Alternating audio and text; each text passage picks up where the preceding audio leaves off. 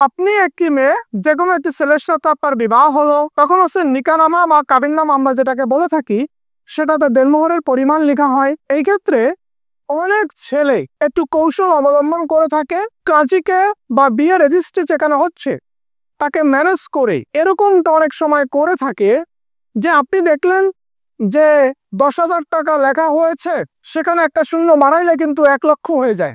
বা আপনি দেখলেন আপনাকে বলা হলো 10 লক্ষ টাকা কাবিন, কিন্তু সেখানে লেখা হলো 1 লক্ষ টাকা, অর্থাৎ 1-এর পরে 5টা শূন্য দেওয়া হলো, সেখানে 6টা শূন্য দেওয়া হলো না। তার মানে আপনি যখন দেনমোহরের পরিমাণটা নির্ধারণ করবেন, যেটা মৌখিকভাবে নির্ধারণ হয়েছে, সেটা কাবিনের কাগজে দেনমোহর হিসেবে সে 10 লক্ষ টাকা সঠিকভাবে লেখা হয়েছে কিনা, অঙ্কে লেখা হয়েছে কিনা এবং একই সাথে কথায় লেখা হয়েছে কিনা, এটা একটু খেয়াল করবেন। আরেকটা ব্যাপার খেয়াল করবেন, আপনি দেখলেন যে দেনমোহরের পরিমাণ 10 লক্ষ টাকা লেখা হয়েছে, ফাইন, কারণ সে তো ঘুষ খাওয়াইছে ছেলেটা, আপনি তাকে বিয়ে করতেছেন, 10 লক্ষ টাকা লেখা হয়েছে, ওকে ফাইন। কিন্তু উসুলের জায়গায় বা পরিশোধের জায়গায় সে শুধুমাত্র একটা শব্দ লিখে দিল, আর একটা শব্দে আপনার জীবনটা শেষ হয়ে যাবে। সেটা হচ্ছে সে লিখে দিল যে পরিশোধ করা হয়েছে সম্পূর্ণ, পরিশোধের জায়গায় জাস্ট সম্পূর্ণ শব্দটা লিখে দিল। তার মানে 10 লক্ষ টাকা দেনমোহর ধার্য হয়েছিল এবং 10 লক্ষ টাকা আপনাকে পরিশোধ করা হয়ে গিয়েছে। আপনি কি আসলে 10 লক্ষ টাকা পেয়েছেন? আপনি কিন্তু 10 লক্ষ টাকা পান নাই। অথবা পরিশোধের জায়গায় লিখে দেওয়া হলো যে অর্ধেক পরিশোধিত, তাহলে 10 লাখের অর্ধেক কত? 5 লাখ। তার মানে 5 লাখ টাকা আপনাকে দিয়ে দিছে, আপনি কি বাস্তবে 5 লাখ টাকা পেয়েছেন? বাস্তবে 5 লাখ টাকা পান নাই।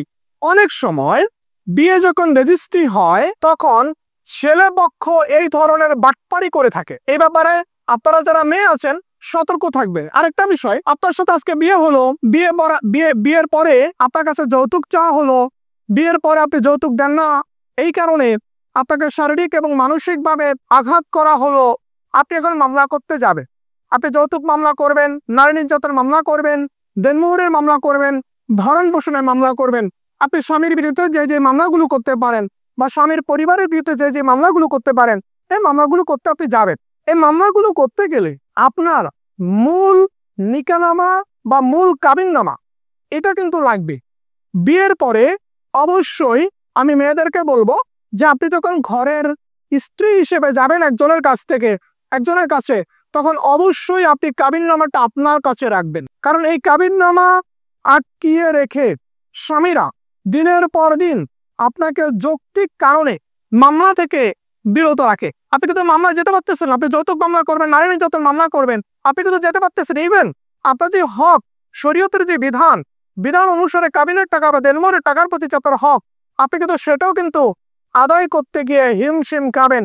কারণ আপনাকে আগে প্রমাণ করতে হবে আপনি তার ওয়াইফ, আপনি তার স্ত্রী। এই স্ত্রীটা প্রমাণ করার জন্য আপনার কিন্তু নিকাহনামা বা কাবিননামাটা লাগবে। এই কারণে যখন হচ্ছে কোন একটা ছেলের সাথে আপনার বিবাহ সম্পন্ন হবে, আপনি চেষ্টা করবেন কাবিননামাটা আপনার বা আপনার পরিবারের দখলে রাখার, যাতে করে পরবর্তীতে মামলা করতে গিয়ে আপনি কোনো জটিলতা না পড়েন। আপনি মামলা করার জন্য সমস্ত ডকুমেন্টস আপনার কাছে রয়েছে, বাট কাবিননামার কারণে আপনি মামলাটা করতে পারতেছেন না। আপনি স্বামীর বিরুদ্ধে যত মামলা করবেন প্রত্যেকটা জায়গাতে আপনার কাবিননামা লাগবে, তাই কাবিননামাটা আপনার সাথে রাখবেন। এবং কাবিননামাটা যখন সম্পন্ন হবে, যখন দেনমোহর লেখা হবে, তখন অবশ্যই নিশ্চিত হয়ে নেবেন যে এখানে কোনো ছল চাতুরি বা কৌশল অবলম্বন করা হচ্ছে কিনা।